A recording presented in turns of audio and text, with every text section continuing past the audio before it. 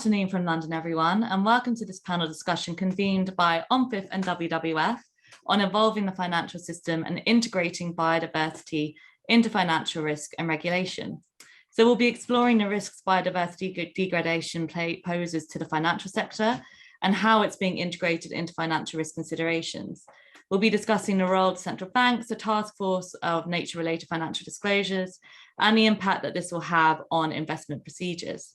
So my name is Emma McGarvey. I'm head of OMFIS Sustainable Policy Institute, and I'm joined today by Simon Zadok, who's chair of the Finance for Biodiversity Initiative, Geraldine Ang, who's senior policy analysis of green finance and investment at the OECD, John Ploeg, who is vice president and ESG specialist at PGIM Fixed Income, John Voisnot, who is head of secretariat at the Network for Greening the Financial System, Emily McKenzie, who's technical director of the Task Force on Nature-Related Financial Disclosures, and Thomas Vellacott, who is CEO of WWF Switzerland.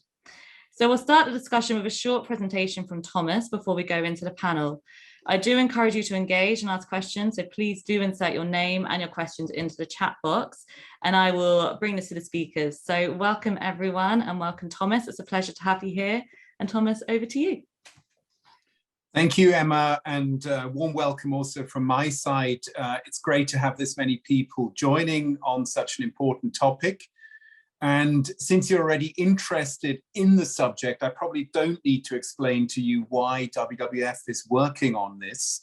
But I recall a few years ago, I was at a conference of lenders in Indonesia. And one of the bankers came up to me in the break afterwards and said, I will have to tell my wife that we had someone from WWF at the meeting. She will never believe me because she's a supporter of yours. And for him, the world of finance and the world of WWF, which is two completely different worlds that had nothing to do with each other. And I think more and more people understand that to do our work well, to protect nature, we need to work in the field. We need to work with local people, with the communities where the nature is.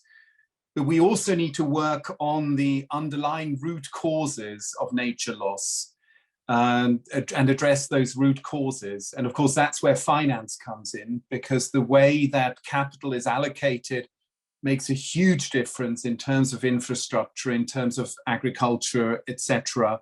And as a result, in terms of the benefits or the loss for nature that it can cause. So that's why we identified about 6 or 7 years ago that finance was one of the key drivers that we as an organization wanted to work on.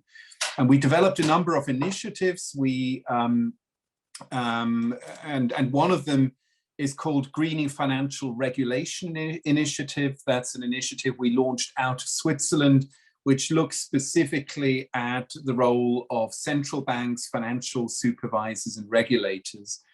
And why did we decide to focus on that target audience? It's because we're convinced that biodiversity loss translates into financial risk, translates into risk not just at the level of an individual institution, but also of the system as a whole. And that we really felt that the central banks and the financial supervisors had an incredibly important role to play in addressing the loss of biodiversity and ensuring that we deal with the risks that result from that. And as part of this initiative, we're really doing 3 things. One is we assess the situation. So we published a first report called the SUSREC Tracker last summer, where we looked at 38 countries, which represent about 90% of global GDP, and where they stand in terms of their financial supervisors and central banks, whether there's any rules in place for banks to consider biodiversity in the way they address risks. So that's kind of just assessing and communicating where we stand. The second thing we do as part of this initiative is that we advocate. So we advocate for action, we advocate for more transparency, we advocate to bring in topics like biodiversity into the conversation, and not limited to climate.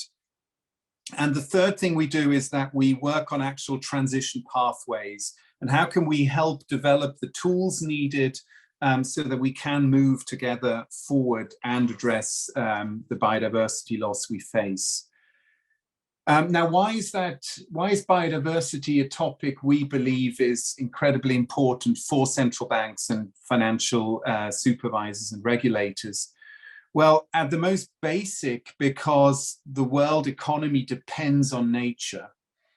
A report from the World Economic Forum showed that about 50% of world GDP was dependent on nature, different degrees. So there is a direct link there. And therefore also there's a direct link between what happens in nature and the risks that represents for the financial sector. So it's really the bedrock, it's the foundation for the world economy. And yet biodiversity is not yet on many people's radar in terms of the systemic risks it can present. It's even less on the radar in terms of the sort of financial regulation that requires. And yet we are convinced that you really can't address the climate crisis without addressing the biodiversity crisis at the same time. It's really one and the same. If you ignore one of those two crises, it's like if you try and understand a company by just looking at one side of their balance sheet, you're really leaving out some key elements. So we think it's essential that we integrate those two viewpoints on those two crises and that we address them in a comprehensive way. Then there's an argument which often comes up that biodiversity is incredibly complex. And while yes, it is, I'm not sure it's that much more complex than climate. I think we have a tendency to underestimate the complexity of the climate crisis and overestimate sort of the complexity of measuring biodiversity. On climate, you get huge differences depending on which countries, which regions of the world you talk about. The impacts are quite different, the levers are quite different. Similarly on biodiversity, you get the sort of, you can aggregate things at a global level, but then when you need to go down to a country level to really look at what the specific situation is. So I think we have to be careful not to sort of hide behind a perceived complexity, but we really need to move forward and start addressing this crisis as soon as possible.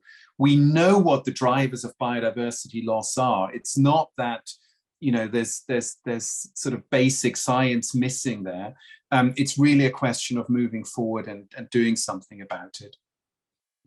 And really that's where I'd like to end my introductory remarks, is just with this sense of urgency that if there's one thing we don't have, it's the luxury of time. We really need to move fast on this, because as with any natural system with biodiversity, you end up with tipping points, you end up with, you know, getting to points where it becomes much, much more difficult to do something about a crisis later rather than earlier. So I think there is that huge sense of urgency. And in order to move fast, I'm convinced that we need to move together. We need to work together like we've never worked together before, from the regulatory side, from the company side, from the NGO side. It's really by coming together and developing tools together that we can move fast, and fast we should move on this topic. Thank you. Emma, back to you. Thank you, Thomas. And yeah, indeed, the tools that will be required, the role of the central banks, the supervisors are obviously things that we'll be touching on today. So thank you very much. And obviously, it's good to see that, you know, biodiversity is increasingly on the agenda, and this is something that OMFIF will be working on this year, kind of more and more and more, raising this as an issue. And again, thank you all for being here to discuss this. So I think we'll jump into my first question, and again, which is something Thomas touched upon briefly in your opening remarks as well. So what impact does biodiversity have on financial stability, and how specifically does it pose a risk to the financial sector and the wider economy? And Geraldine, I will go to you first on this, if that's okay. Sure, I'm very happy, and thanks so much for the invitation. And Thomas has already said a lot of very important points. You know, we all know how massively and rapid the biodiversity loss is happening. But I think that it's true that what's being misunderstood is how fast and how intensely biodiversity can create risk to the financial system. Biodiversity loss is systematically mispriced in the financial system. And it's still poorly understood, though, like Thomas said, you know, it's not that complex, and there are some indicators, approaches to better measure it. So it's very promising that, you know, OMFIF is looking at it, and it's so encouraging to see central banks like Banque de France here today with us, and others that have already done assessments of biodiversity-related financial risk, because it creates not only, you know, local risk, but it also creates financial stability risk, whether associated with possibly physical risk in operational sites, but also transition risk and maybe even liability risk. So I think happy to discuss later with you, you know, the narrative between climate change and biodiversity. Do you want me to speak about it now, a bit later? Yeah, very, very important to see so many central bankers and financial actors starting to look at biodiversity. Thank you, Geraldine. And Jean, maybe as a central banker on the panel, I'll go to you next. What impact do you think biodiversity has on financial stability, and how does it pose a risk to the financial sector? Well, many thanks, Emma, and very much appreciated to be taking part into this this panel to discuss indeed maybe one of the blind spots of our current thinking, or perhaps less and less a blind spot, but we must acknowledge that even though we knew a lot of things, or some other people may knew a lot of things, I think we in the financial community did not pay perhaps enough attention, and are still very much climbing the learning curve. So even though we know a lot of things, I would clearly say that we are not exactly where we should be yet in terms of understanding all these questions. I think in our mind, the main idea is that it is not possible, you know, as was mentioned by Thomas in his introductory remarks. It's impossible that something on which such a big part of the economy is resting could collapse without having any macroeconomic implication. And I think that's the intuition. Clearly, it's an intuition that is at this stage is based on a number of order of magnitudes. I would say. I mean, it's impossible that we can overlook safely this issue. Still, it's a bit difficult, I think, to all of us to precisely pinpoint. We can pinpoint a number of risks, I think, and we may all have in mind, you know, things around. I mean, the critical role of bees, water stress, and a number of you know, land use, and a number of things. We are not there yet in terms of understanding exactly the pressure from a systemic perspective for the financial system. I think that's clearly we have the strong intuition that there exists, but it's not completely clear yet, to my mind, exactly what we should be focusing on. But again, I mean, well, 2/5 of the economy rests on nature, and we destroy nature, I mean, it's bound to have an impact in the end. Thank you, Jean. And Simon, over to you for your opening remarks and answering this question on financial stability and the risk biodiversity poses. Yeah, I'm watching the conversation in the chat box where everyone's pointing to the fact that it's both ways, not one way. So thank you, Richard, and Geraldine has kind of clarified that point, I think. So let me take it from a slightly different angle. It depends a bit on where, you know, because a lot of nature is local. That's one way in. So let's take a big local, like an $8 trillion food system. Yeah, and let's think for a minute about the implications of integrating nature risk more fully, so pricing externalities, into financial decision-making, and the potential explosive and disruptive impact on many parts of the global food system worldwide. In some countries, tens of millions of people being made unemployed, many businesses going out of business, export supply chains being disrupted or foreclosed, the price of nutrition changing dramatically, poverty, hunger poverty increasing in many countries. Now, we could argue the toss as to whether the financial sector will be disrupted in that context, because the financial sector is very good at removing itself from such situations. But there's no doubt that the nature food system interaction is the sort of closest analogy to the carbon or climate energy system interaction. And as we begin to drag nature into a visible and more effectively priced asset that is being used and that constitutes a risk if it is depleted, disruption across the food system as well as other systems will be intense and have extraordinary implications. And obviously that will flow back and influence the financial system. It goes without saying. But an awful lot of other things are going to happen, which we have to keep our eye on, and the prospects or future of a particular bank or set of banks in one place is not actually the first order of priority in the example that I've given. The second piece of the story is non-local, which is for anyone who didn't just become despondent in Glasgow at COP26, they will have taken away the story that if you don't fix nature, you don't fix climate. Now, obviously, that's a crude and vulgar simplification, but it carries the critical message that if we treat nature as an enabling framework, it's much more than that, but an enabling framework and lens through which we manage climate, then all of the things about climate count when we think about nature. Now, obviously, which bits of nature, how, to what extent, over what time period changes the way we understand that dynamic relationship. But the bottom line, however simple it sounds, does remain the case, which is if we allow nature to deteriorate in the way in which it is at the moment, if not at an accelerated rate, our ability to address climate goals are through the floor, gone, dead, over.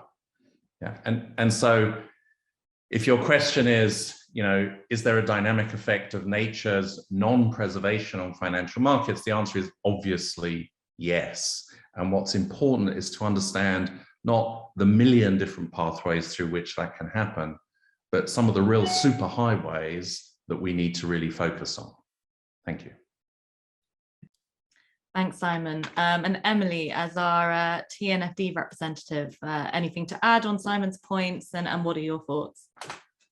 Yeah, actually, for this first question, I was going to draw on my previous hat, which was leading the technical team that supported Professor Dasgupta with the Dasgupta review on the economics of biodiversity, and I can see the really dynamic conversation in the chat, but the fundamental framing of the Dasgupta review is to make the point that we're part of nature, we're not separate from it. We rely on nature to provide us with all these various services, not only extracting resources as a sink for our waste products, and so we think of nature as an asset. Biodiversity enables nature to be productive and resilient and able to adapt to change and giving us all of these services. So there's this really nice analogy with just like diversity within a portfolio of financial assets reduces risk and uncertainty, so diversity within your portfolio of natural assets increases nature's resilience to shocks and reduces these risks to nature's services. So I mean, ultimately, as I think is being a point made in the chat, all economic activity depends on nature. And we made the point in the Dasgupta review of this difference on drawing on nature and dwelling within it. And actually these so-called regulating services, things like pollination, water purification, erosion and flood control, climate regulation. I mean, without these regulating services, we all, compromise all these physical risks. So we know we're fueling extreme risk and uncertainty. We also know from ecology that ecosystems are non-linear. They can flip from one system to the other. The potential for the Amazon to switch from rainforest to savanna with further deforestation in affecting wind patterns and rainfall and farms far away is one example. So I think huge risks to business. These translate to huge risks for investors, for financial institutions, and as Jean and Geraldine and Simon have made the point, this then becomes systemic for the financial system overall. So I'll come to it later, but this kind of makes the point of why we need systems for financial institutions to understand and be aware of nature-related risks. And that's where my current role with TNFD, which I can talk about later, is helping to create a framework for thinking that through. Great, thank you, Emily. And John, as our investor on the panel, what are your thoughts on this in terms of financial stability, the risk that's being posed to your investments and your portfolios, and how you're mitigating that? Yeah, so a lot of really great points made. So maybe I'll just kind of reiterate some of them. But I do think one problem is that obviously nature does underpin large swaths of the economy. And this kind of correlated problem is that there's a really big lack of understanding of the extent of that. And I think what's kind of ironic is that a lot of the sources of the problems and the risks are actually things that make people feel comfortable that we have perhaps tamed nature, and therefore that there aren't risks. So, you know, usually you'll talk about these things and someone will bring up Malthus and say, well, look, fertilizer and pesticides led to an explosion in agricultural yields in the late 20th century. So, you know, clearly humanity always finds a way. What they don't note is that that has started to plateau. And in a lot of places, we're seeing some serious soil degradation, and we're seeing a bunch of pesticide-resistant weeds crop up that can, you know, basically threaten these seeds. They're not seeing the fact that we've basically in the US, for instance, decided we're going to make 90% of our key crops with a handful of genetically modified seeds that are able to resist Roundup and other pesticides, which effectively creates a giant target for any pesticides that do develop that resistance and want to go after them, which then of course creates the ripple effects throughout the whole economy that I believe Simon might have been mentioning, where, you know, the food system underpins a lot of what we do. And if there's food price shocks, that's not going to stay isolated to the food sector. And I guess the second problem is that it's not obvious what the cause and the effect is. We tend to look backwards at past events. We don't necessarily connect dots across periods of time. So, I mean, there's been the argument that COVID was possibly an example of a biodiversity risk being manifested. There's some debate about what the extent of that, but I think we forget also that most of the novel diseases of the 21st century have been zoonotic, and that includes HIV and Ebola. And the more we invade nature, the more likely things like this are going to become. We've already cleared 1/3 of the world's forests. Around half the hospitable land is devoted in some way to agriculture. There's actually more land used for livestock now than there are intact forests.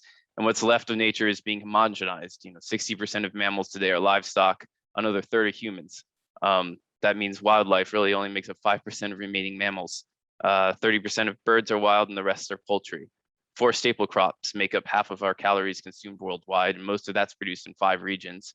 And then, like I said before, genetic diversity within a crop has been dropping considerably. So all of these things are very interconnected, which speaks to the seriousness of the systemic risks, but at the same time are kind of making it so that we take our eyes off the ball and not realize that the risks are there. Thank you, John. And Thomas, before we move on to the next question and kind of looking a little bit more closely into the role of central banks, do you have anything that you would like to add? Great points already. I think one thing that's important for us to be just very aware of, if we're not, is, you know, we're talking about here, like, we all agree that basically all life on planet Earth depends on biodiversity. Yes, that's not something everyone has understood. So do not assume that people understand the significance of biodiversity for economic activity. I think that's why the translations and the examples are so important. And you know, some of the figures which John just said, that we really show very concretely how that transmission happens and where that is relevant.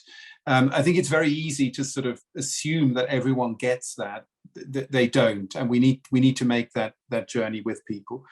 I'll just pick up on one point, if I may, that was made in the chat on sort of the question of key performance indicators, which I think is key, and we'll come back to it, I'm sure, later.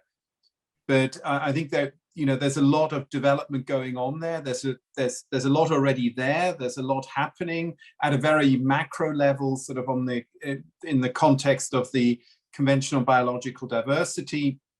Then, of course, there's the TNFD that is working very hard on this.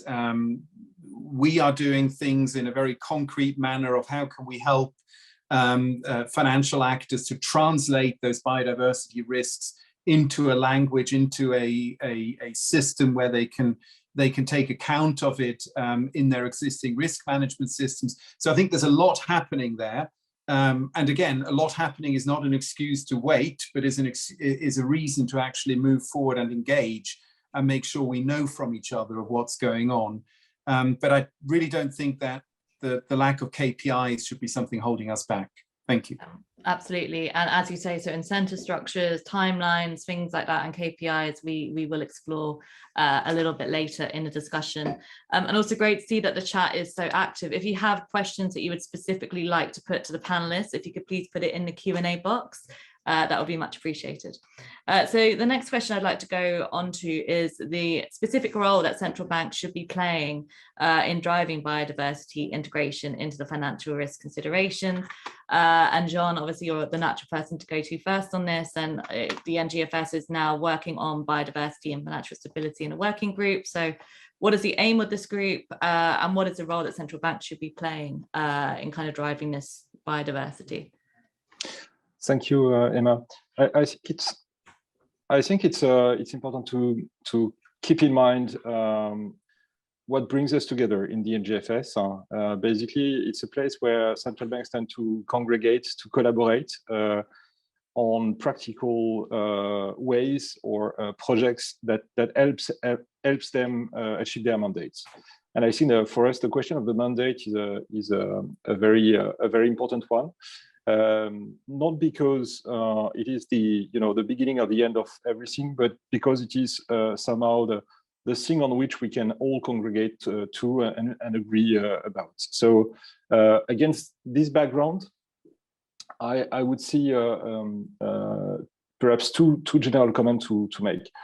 The first one is having some kind of broad global framework on this question would obviously be a huge plus for us, because usually we, as public authorities, we tend to care about being aligned with this kind of legally binding global agreement. So if we were to have something that is close to what the Paris Agreement has been on climate, I think it would be a clear plus to open up a number of avenues. In the meantime, clearly getting back to my previous point, what is driving us today is really the question of the mandate, which means that the question of risk is the more natural one for us, because it's about macroeconomic development on one side, it's about financial stability on the other side. That being said, I think when I say the question of risk is an important one, is not somehow a way to say that it's the only way we look at things. It's I mean we are not seeing the world only in terms of risks, but very much being able to have a framework to understand the implication of biodiversity losses on the macroeconomy and what it means for the design and conduct of monetary policy, having an idea of what these macroeconomic developments will have in terms of consequences for the financial institution is again an important one with regard to microprudential supervision. And finally, coming to financial stability, when we see all this impact being aggregated up and us being able to have a better assessment of the implication of this risk at the level of the financial system is the last big objective that we have. So for the NGFS, it's very much the foundational part. I mean, we have made a journey toward basically understanding how these questions are mandate relevant for all of us, and now it's very much about being able to operationalize this intuition in macroeconomic models, monetary policy operations, microprudential supervisions, and macroprudential supervisions, scenarios, and stress tests. I think in some places we are more advanced than in others, because I mean we are not discovering environmental risk as if it was just new, and a number of members have already a good experience on that at the micro level.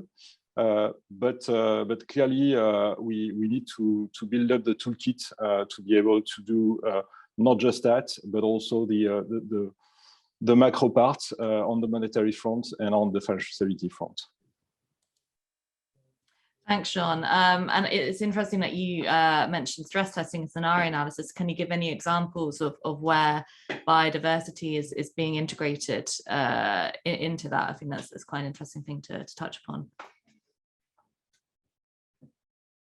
Well, it's the beginning of the journey, but it's clearly the case that we are strongly convinced that if we want to understand the risk in terms of financial stability, that there is no other place to start with than trying to build up scenarios that embed the realization of this risk, to understand, the many correlation. As we said, it's 2/5 of the economy that directly depends on that, and then you have the second round effects and so on. So we need to have a model to capture that, not because we are strong believers into model, but because it's the way to organize the thinking and better identify what needs to be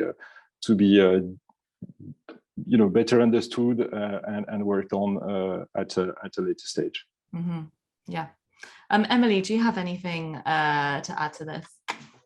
Yeah, it's a great segue, because the Task Force on Nature-related Financial Disclosures, TNFD, announced earlier this week an initial set of knowledge partners that are going to support the task force in its task of developing an integrated risk management and disclosure framework for nature-related risks. It's really important for TNFD to be science-based and building what's already out there. So we're really delighted to announce that. And we're thrilled to be working with Jean and team at NGFS to be collaborating as one of those knowledge partners. And you just asked about scenarios. So we've been discussing how to connect efforts on scenarios. So just as Jean was saying, NGFS sees it as essential to look at scenarios from a macroeconomic and financial stability perspective, which makes total sense for central banks and supervisors. So the TNFD, the task force, will be, as TCFD did for climate-related risks, looking at scenarios later in the year from a financial institution and company perspective in order to take nature-related risks seriously. So we're really looking forward to that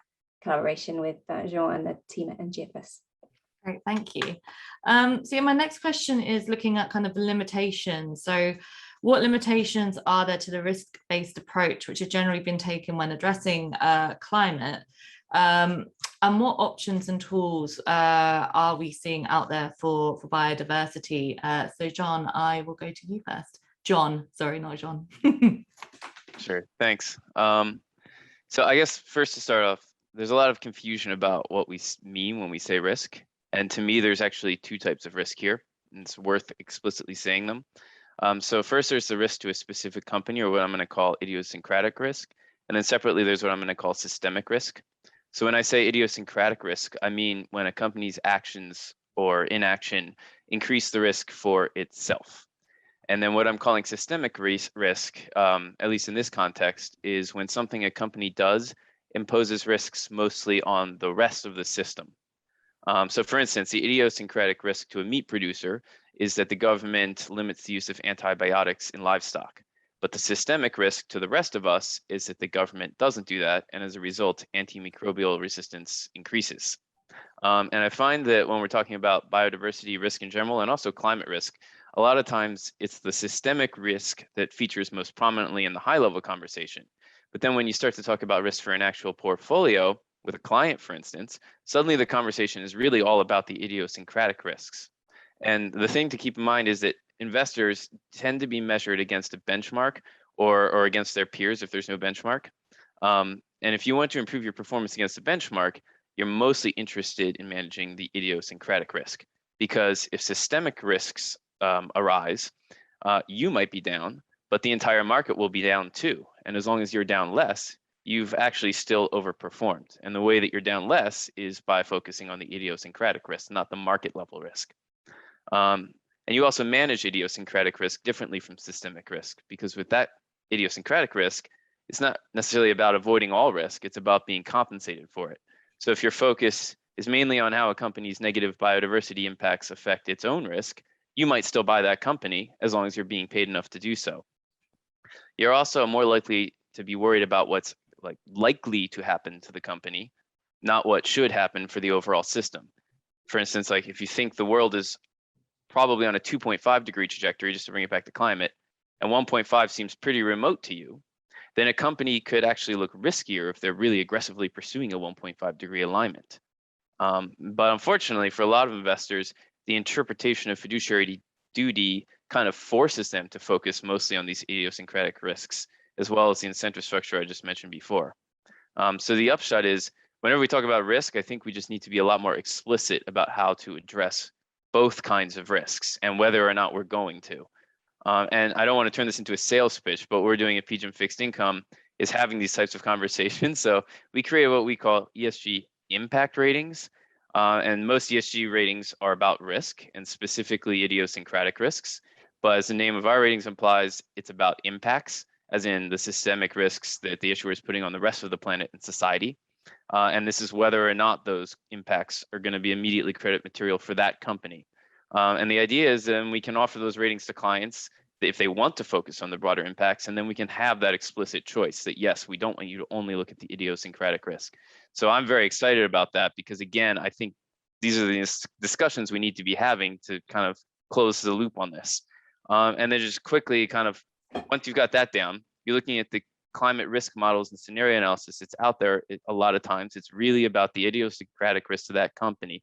So I'm kind of excited, Emily, that when I looked at what TNFD is doing, you've mentioned both types of risks.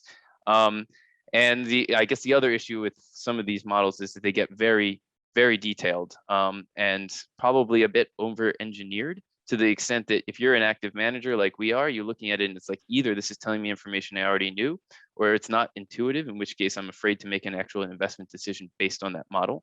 And potentially if people are making decisions on those models instead of doing their actual thinking on their own and not doing anything to actually interpret the results, they might actually be taking on more risk, not less. Because when you dig into them, a lot of the assumptions are really shaky, but the model is really sensitive to those assumptions. Thanks, Sean.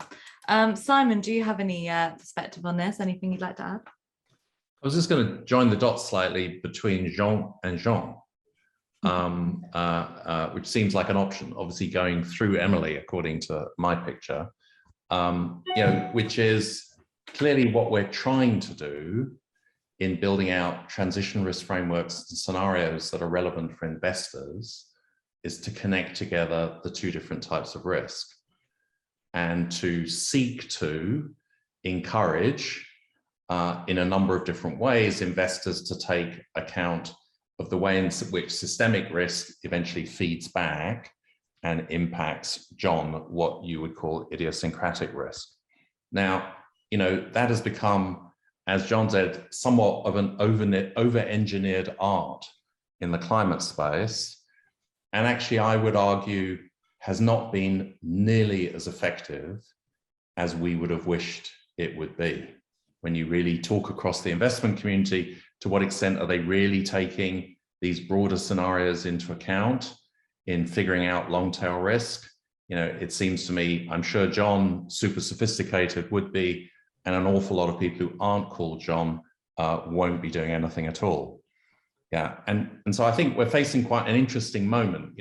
Emily mentioned that TNFD is going to partner with NGFS in trying to begin to build scenarios that are relevant both to the regulatory community and to the investor community. But if we simply replicate the climate scenarios approach we've been taking, which are basically policy centric to 1.5 degrees rather than uncertainty based, and so frankly nobody really believes them, we are in danger of taking bad practice from our climate work into our nature work. So I think the opportunity in rethinking how we build scenarios and transition risk pathways in the nature space in order to be really more relevant to the financial community also opens the opportunity in us connecting the dots in the way in which we move to sort of climate scenarios 2.0, and doing them both much more hand in hand. Maybe Jean's instant hand is a first point of disagreement, but maybe it's a point of agreement. Yeah, please, Jean, go for it. No, I mean, it's not that much of a point of disagreement, because I do agree that the scenarios are less than perfect, clearly, and I will be the first one to say it. But maybe it's important to get back to what it is meant to be, these scenarios. It is something that helps us basically inform about the readiness and understanding of the institution that we supervise about these risks. So we will be improving the relevance, the plausibility of the scenarios. That's something we are constantly working on, and rest assured that we have identified a number of things we'd like to do better, and we are working toward that. But even before the scenarios are good enough, they are producing an impact, because they are forcing the people us and the people we supervise to more carefully consider this risk, ask themselves questions about how best to supervise and so on. And what I wanted to carry over from climate to biodiversity and natural related risk more generally, because I think it's important to not confine ourselves to biodiversity, but consider the whole nature issue. I think it's very much that, not achieving some kind of spurious accuracy. My crystal ball is better than yours, but finding a way to get people moving towards starting to pay attention to these risks. Yeah. Geraldine, we'll go to you, and then we'll go to Thomas. Thanks a lot. And I just want to pick up on what Simon was saying on some limitations of the risk-based approach, and also maybe the lessons learned from the climate experience, which in a way, we all regret that biodiversity is lagging behind climate, but we also have an opportunity to draw from mistakes. And one other example, in addition to the scenarios that Simon was mentioning, is in the index investing space, that we see a massive boom of ESG index investing and a boom of the use of carbon emission metrics. But there's a huge greenwashing risk happening, and you have indices where fossil fuel companies disclose scope 1 emissions, which are pretty much their headquarters emission, and they rank really high in some climate-friendly indices. So just bringing back to biodiversity, let's remember that as the mainstream finance is going to look at biodiversity, we have a massive risk of forgetting that eventually financial system is here to be fit for purpose and deliver real economic impact in support of biodiversity. Like, I think we have to stop thinking of financial system as disconnected from the real economy. That's why it was created in the first place. And that's how banks and other actors started acting. The second point, of course, is, we have to think about how to achieve the transformational action. And I must say, the good news for biodiversity that I see personally is that it's very local in its nature, in addition to global. And so it makes it much easier to create some incentive for action, unlike climate change mitigation, which is completely global. And we might think that in the financial related risk that we will consider among central bankers, financial regulators, and market participants, let's not neglect liability risk, because if you own in your portfolio investing corporations with massive operations on a side that implies biodiversity loss and has adverse impacts, you're facing gigantic legal suits. So anyway, I'm saying here, maybe the transition risk approach is not the only one that a central banker should look at, or a financial actor for that matter. This is very preliminary, but, again, not neglecting the role of transition risk. I really hope that, in protected areas, there will be an increase of transition risk for the financial sector that will compel better action, and the better assessment of central bank is critical to better manage those risks. I'm just saying, let's learn a little bit from the approach that climate has taken, and let's see the limitation in terms of mobilization. We are not there. In terms of shifting of investment flows, we are not there yet. Mm-hmm. Yeah, Thomas, what would you like to add? Two things. One, the need to address both idiosyncratic and systemic risks, I think just shows again how essential the role of central banks and financial supervisors is. Because if we just leave that to individual institutions, then we'll definitely not get both. And I think we do need both. I think it also shows how important it is that we sync the work that is happening at the central bank level with what's happening in the broader policy space. And again, I think that's probably one of the things we can take learnings from the climate arena of how to ensure that that there is close sync between those different arenas, because it can't happen sort of disconnected from each other. And just one last thing I wanted to bring up in the context of, what are the limitations of the risk-based approach, is sort of the dimension of time. And, how can we be faster in recognizing emerging risks posed by biodiversity loss? Or put it differently, how can we sort of recognize that today's impacts are going to be tomorrow's risks? And how can we start identifying those and start mitigating against those risks? Thank you. Thanks, Thomas. And Simon, what would you like to add? So Jean didn't really disagree with me very much, so I'll have to try again. So all I was going, Jean talked earlier about the importance of remembering the mandate of regulators. And that, of course, is entirely true. They're not constructed as policy institutions. But the reality is that we're seeing more and more interconnections between regulatory activities and policy activities. And this is a very touchy area for all the reasons we know, to do with independence and this and that. We don't have to rehearse. I'm sure everybody on the call kind of knows the story, but the truth is that there are more and more both invisible, less visible, and slightly more visible connections between regulatory action, for example, associated with the climate space, financial regulatory action, and central banking views, and in reality, kind of what's going on down the road in parliaments and governments and executives. And I think we need to approach this in a careful but innovative way. That there is a long history of so-called war-footing responses by the regulatory community, a long, very, very well-documented history of central banks and financial regulators moving to be far more aligned with policy imperatives at times of crisis. So I don't have to invent that idea, because we've been doing it for 150 years. The question is, at what point do the things we're talking about approach war-footing status? Because clearly it's not a war in any traditional sense, but it is an existential crisis if we take Thomas seriously, which I'm sure we all do.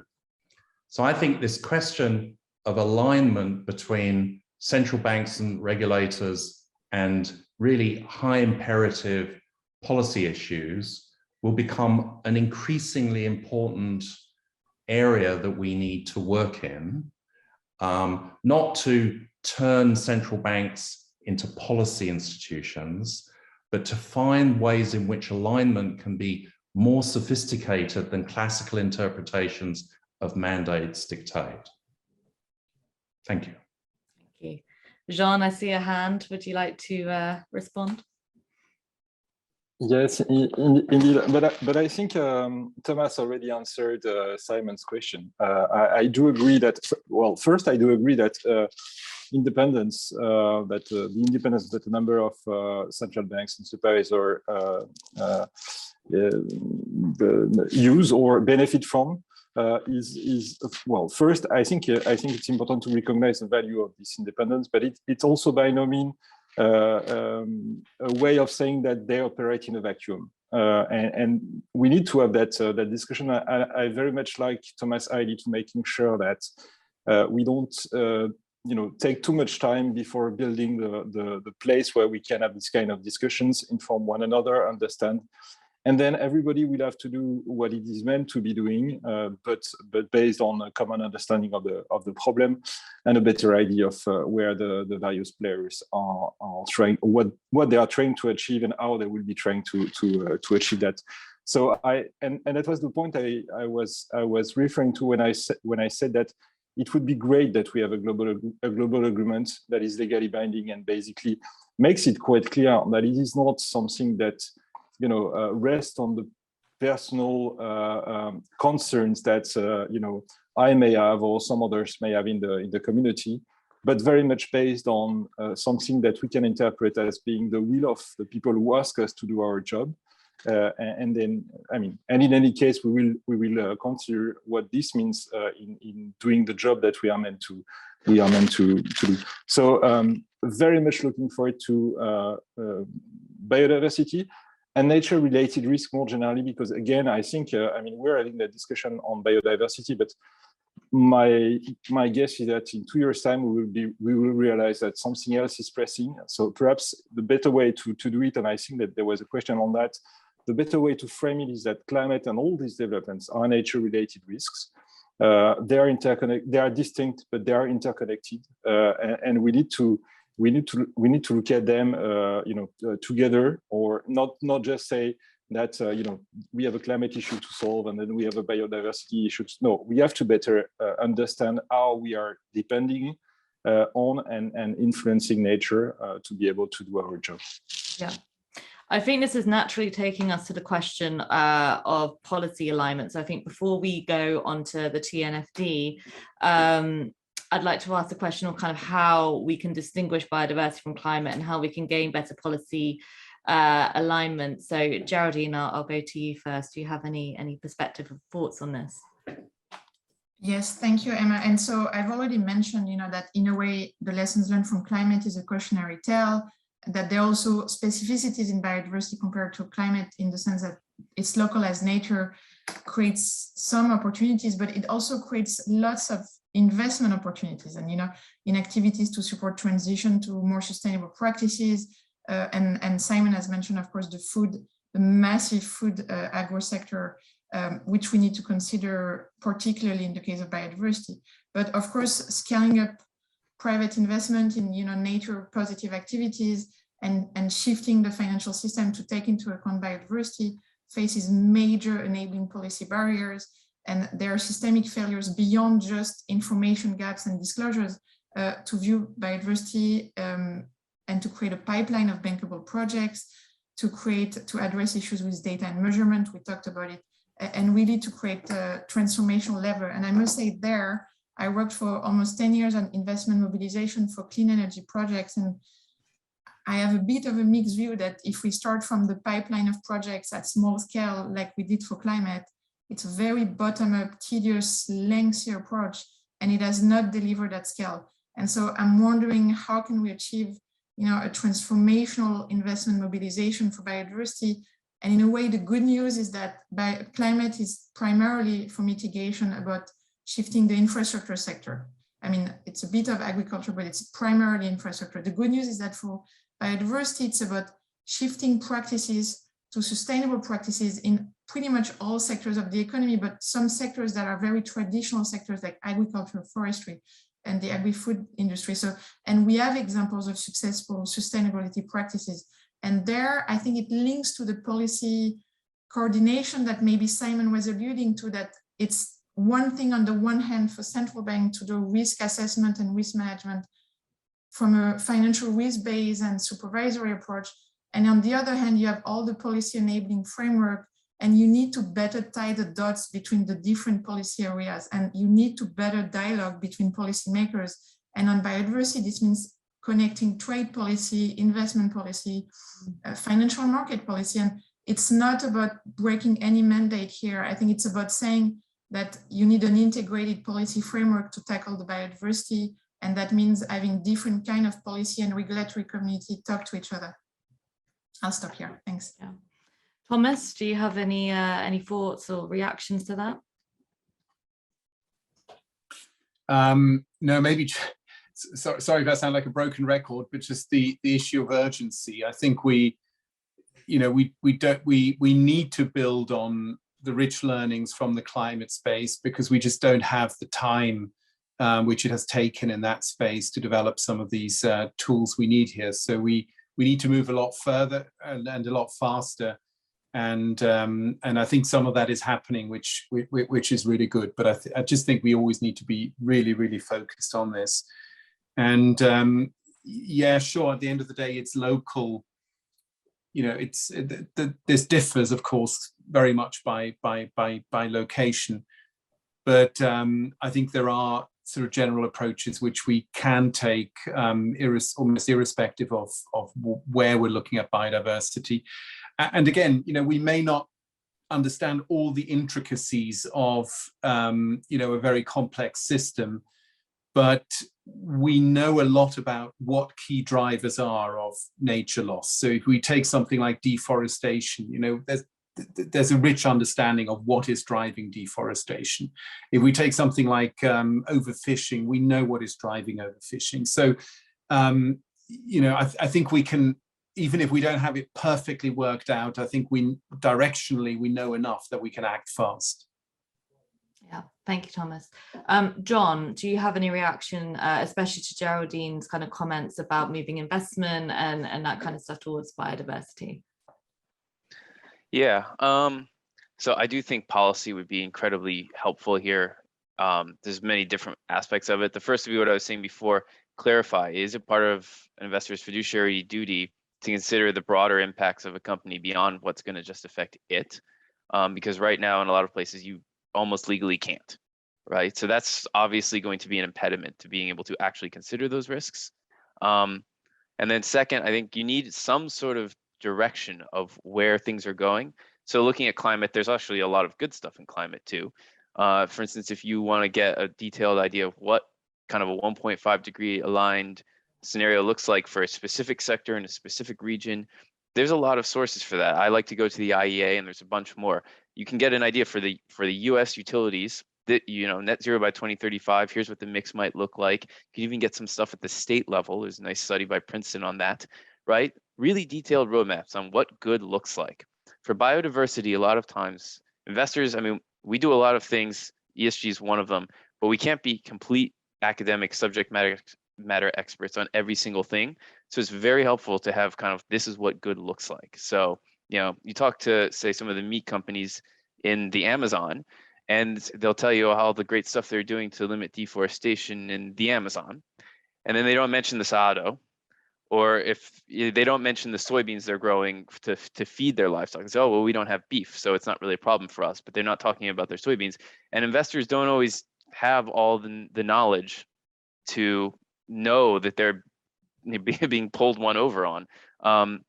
So knowing what good looks like, having clear standards, and this is also a useful purpose for TNFD, having good disclosures that are consistent and standardized across companies. So when I'm looking at a data point for one company and another company, I know that they're comparable and I can actually see who's doing better rather than they've measured it this way and they've measured it that way. And so I have no idea what the story is. Right now, companies just show you what their best foot is. They put the best foot forward. There's no obligation that they do otherwise a lot of the time. So it's really hard to kind of dig into that. And frankly, it takes a lot of work, right? So there's a limit to how many people these firms can hire. If you wanted to really dig into all these companies, you'd probably be doubling your credit staff or more. To go into this level of detail, it'd be much more helpful if policymakers and maybe additional resources like NGOs were to just kind of identify what the good standards are for everyone, so that we don't have every single investment shop having to do it themselves. Right? And I'm not saying this is an excuse, and there actually are some tools out there like that right now that investors should already be availing themselves of, but we need more of that. Yeah, thank you, John. Before we move on to tools and KPIs, as this is something that is coming up a lot in the chat, I want to go to the TNFD. It's obviously this is a huge step in providing a framework for corporates and financial institutions to assess and manage their reporting on their impacts on nature. So I wanted to go to Emily on this and talk about kind of how the TNFD is measuring biodiversity risk and bringing in comparison to climate, and so how financial institutions can better incorporate nature into the decision-making, disclosures and risk assessment. Thanks very much, Emma. And just before I dig into that, I wanted just to react to Thomas's point on urgency. So again, back in the descriptor review, we commissioned the Natural History Museum and Vivid Economics to do some analysis of restoration through reforestation for terrestrial biodiversity action. And they found through this integrated modeling that if you delay action by just 10 years, the costs required for incentives for a target level of reforestation double. And actually the scale of change required is so large, it's probably infeasible. So we're getting to the stage where achieving the action we need, you know, some delay makes what we need to do impossible, very costly. And so just to reinforce Thomas's point. And then as I lead into describing TNFD, I also want to focus on Thomas's point that although it's more complicated, it's not impossible. So, and Mark Carney emphasized this at COP26. He mentioned that understanding nature is more complicated than climate, that TNFD has a harder job than they had with TCFD. You know, we all, Simon and I, sort of gasping. but I just emphasize that it's not an impossible one.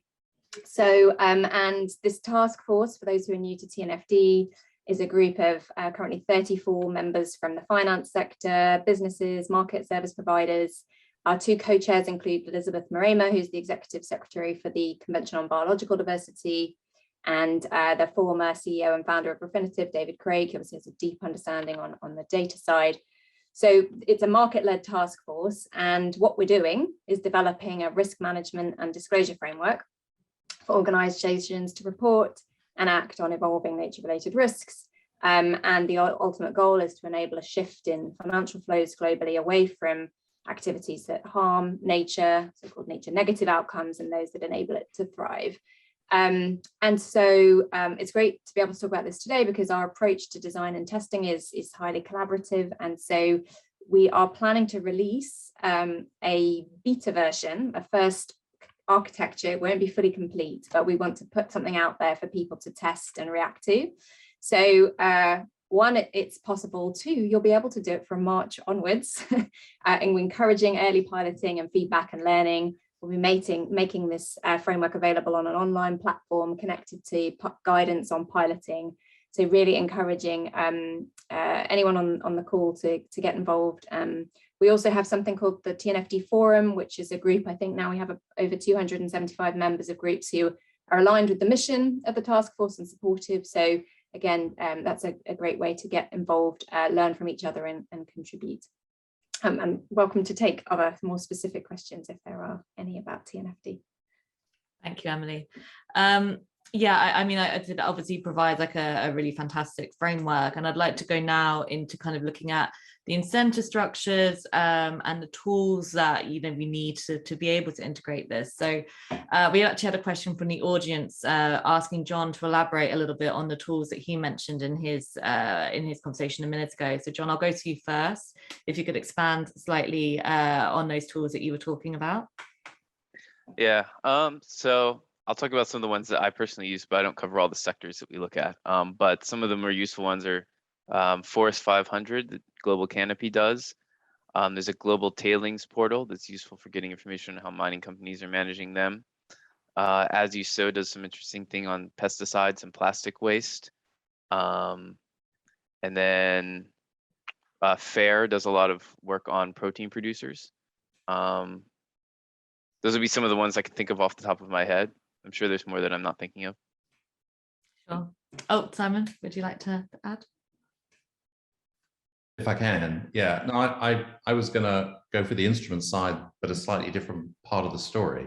But maybe it doesn't work well, which is I wanted to touch on anti-money laundering rules. Is that okay, Emma? Of course. Please. Thanks. I think it really relates to the liability space.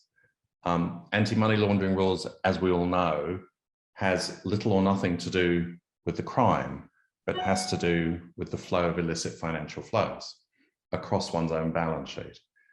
And so now we have the absurd situation that many financial institutions are completely aware that they have nature crimes in their value chains that they are actually drawing benefits from, because it means their investees are accessing low-cost ecosystem services, and yet there is no illegality involved for the financial institution.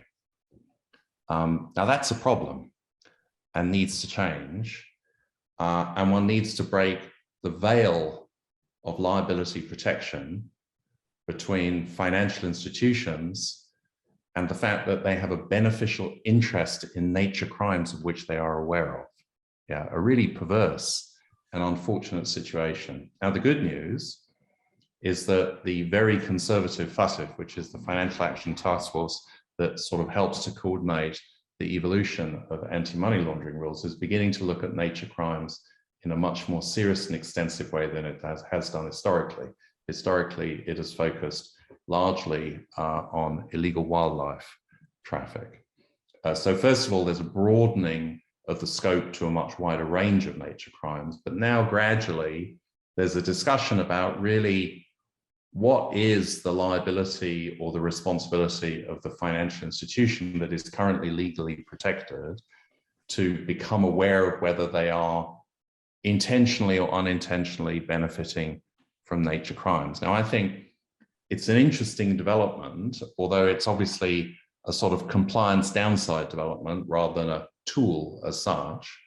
But I think it sort of opens the box to some quite innovative work, taking advantage of new sources of data that allows much more sophisticated levels of traceability, which we haven't really talked a lot about here, that really there's a quantum shift going on in how we can follow the dollar from an asset manager in California, to a square kilometer of land in the Amazon, and really begin to understand in more sophisticated ways what the relationships between those two things are. So I think, like it or not, there are going to be significant developments in a whole range of both voluntary and mandatory due diligence requirements in the nature space, some of which will involve the financial sector directly, such as the evolution of AML rules,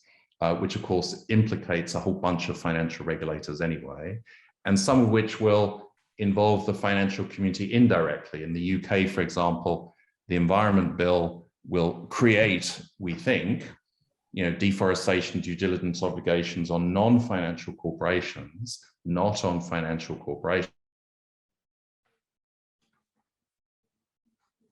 Will simply take place, which is if there's a huge new volume of data emerging from the invested community, then that will be data that the financial community will increasingly need to take into account. So I think the mixture of data and sort of regulatory innovations or developments will really change the legal and litigation space going forward. Yeah, great. Thank you, Simon. Geraldine, can I turn to you in terms of thoughts on KPIs, incentive structures, and tools that we can use to better integrate biodiversity into financial systems? Sure. I mean, very briefly, we're running out of time, but I think that there are, about a dozen measurement approaches that are out there to measure both dependencies and impacts. And I think it's very much a learning progress where the TNFD work is critical, where the work of the NGFS is critical. At the central banking level, I must say that the studies that DNB and Banque de France have done already are kind of groundbreaking because they are taking some kind of proxies for physical or transition risk. And I hope this is getting refined as we move forward with collaborating with other central banks and trying to share knowledge. At the level of corporates, there's a huge amount that's being out there in terms of ESG data, metrics, indicators. I think one thing to keep in mind if you're an investor listening to the call and not a regulator is the metric greenwashed? Does it deliver impact? And I think that has to be a driving constraint that will link to transition risk or physical risk or any kind of financial related risk, because eventually the metric is meaningless otherwise. Happy to discuss offline with people that are interested. Thanks, Emma. Thank you, Geraldine. And John, as our central banker, any perspective from you in terms of tools, KPIs that institutions can use? Well, it's very much what we are starting to look at right now. And also to refer back to a comment that I posted on the chat. I think it's also, we are mindful that these tools are not perfect, obviously, and we will not wait for perfect tools before we act, which means that part of the discussion is also how best to accommodate for the known unknowns and the uncertainty and the model risk and so on. So I mean, indeed, I cannot say much more than that. It's very top of the agenda. Thomas, anything you'd like to add? Yeah, it was already said. There's a lot of tools already out there. Not all of an equal quality, and I think again they're having a sort of multi-stakeholder approach where different actors come together and discuss the different tools and which ones are credible and which ones are not, I think is a great help. We are seeing a huge explosion of data being made available. If I look at supply chains of retailers, of pulp and paper companies and the like, and the kind of information which they are getting today, which were completely unthinkable a few years ago, a lot of it obviously being generated in a much more automated and therefore cheaper fashion as well. So I think, we better prepare for a world where we will have a lot more information at our fingertips and use that well and use it in a credible way. But I think I'd like to emphasize what John said about not waiting for the perfect tool. There's some basic due diligence which you can do with very little tool support, if you will. We know where the key biodiversity areas are of the world. We know what the key sectors are with the biggest biodiversity impact.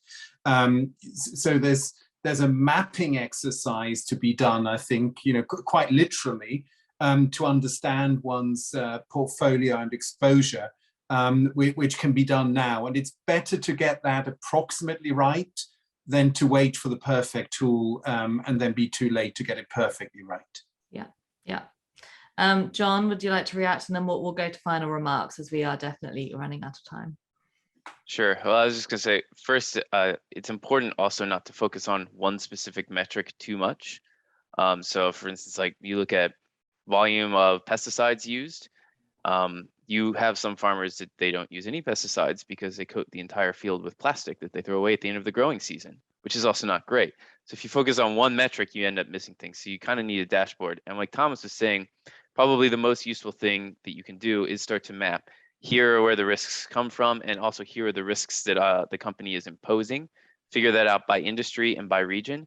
And a lot of these overcomplicated models that I described before are actually, they seem the most sophisticated, but in a way they're the least sophisticated because they basically excuse you from doing that work. So it's really important to actually look at each company, look at what are the important metrics and risk channels for that company, and then try and find a way to evaluate it. Yeah, no, I think that's an excellent point. Yeah, we only have a few minutes left, so I'll ask each of you just to round up, give your final thoughts, takeaways. So Geraldine, I'll go to you first. I'll be super quick. I'd say whether you're financial regulators or an investor on the call or another stakeholders, there's a massive amount that your organization and your institutions will increasingly be incentivized or encouraged or should consider doing in terms of better assessing and managing biodiversity related risk and impacts. But I think as you think about the risk-based approach, it's also about trying to bridge the gap between finance and investment, between financial system and real economy impact, that, talk to your portfolio managers handling the actual asset classes where biodiversity impacts are probably the biggest. There may be some emerging good practices that some of your investing corporations or asset managers are looking at, whether internal or external, and I'd say let's try to be holistic in looking at both risk and mobilization with the impacts. And thanks so much, Emma, for this discussion, and thanks to everyone on the panel. Thank you. John, over to you for your final remarks. John or Jean? Jean. Not that it matters too much, but Jean. I had the same question. No, I'll be super quick. I think in the end, nature-blind financial flows are a cause for concern in many ways. Not all of them are relevant for everybody, but overall, we cannot ignore the damage caused by these nature-blind financial flows. And it's a question of risk, but also of opportunity, because if we fail to understand, the implication for nature, it also means that we fail to recognize the merits of investing in some solutions, for example. So, I mean, it's just us being over-obsessed by risk. It's also us recognizing that if we don't properly understand what is at stake, we are missing it on two fronts. First, we are taking on too much risk, and we are also not financing the solutions. Thank you. Simon, final thoughts, final remarks.